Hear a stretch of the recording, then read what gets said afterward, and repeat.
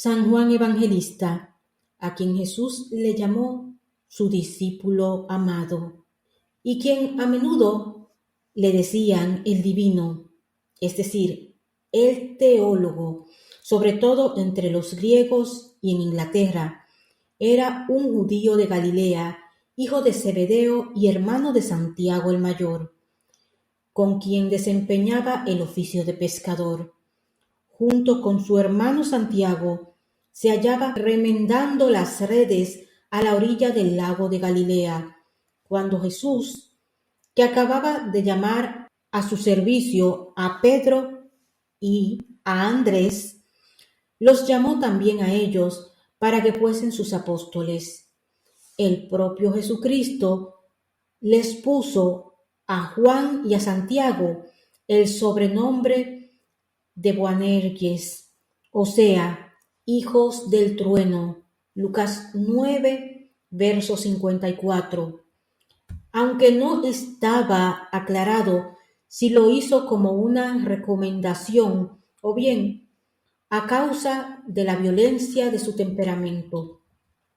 Se dice que San Juan era el más joven de los 12 apóstoles y que sobrevivió a todos los demás. Es el único de los apóstoles que no murió martirizado. En el Evangelio que escribió se refiere a sí mismo como el discípulo a quien Jesús amaba, y es evidente que era de los más íntimos de Jesús. El Señor quiso que estuviese junto con Pedro y Santiago en el momento de su transfiguración, así como durante su agonía en el huerto de los olivos. En muchas otras ocasiones, Jesús mostró a Juan su predilección o su afecto especial. Por consiguiente, nada tiene de extraño desde el punto de vista humano que la esposa del Zebedeo pidiese al Señor que sus dos hijos llegasen a sentarse junto a él, uno a la derecha y el otro a la izquierda en su reino.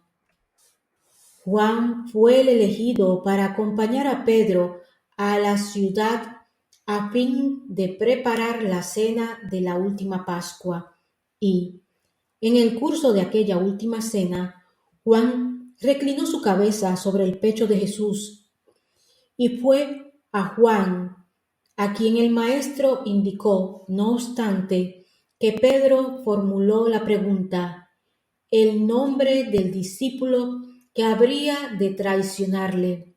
Es creencia general la de que era Juan aquel otro discípulo que entró con Jesús ante el tribunal de Caifás. Mientras Pedro se quedaba fuera, Juan fue el único de los apóstoles que estuvo al pie de la cruz con la Virgen María y las otras piadosas mujeres, y fue él quien recibió el sublime encargo de tomar bajo su cuidado a la Madre del Redentor. Mujer, he ahí a tu hijo, murmuró Jesús a su madre desde la cruz. He ahí a tu madre, le dijo a Juan, y desde aquel momento el discípulo la tomó como suya. El Señor nos llamó a todos hermanos y nos encomendó el amoroso cuidado de su propia madre. Pero entre todos los hijos adoptivos de la Virgen María, San Juan fue el primero. Tan solo a él le fue dado el privilegio de llevarla físicamente a su propia casa como una verdadera madre y honrarla y servirla y cuidarla en persona. San Juan Evangelista, ruega por nosotros que recurrimos a ti. Fuente Así Prensa.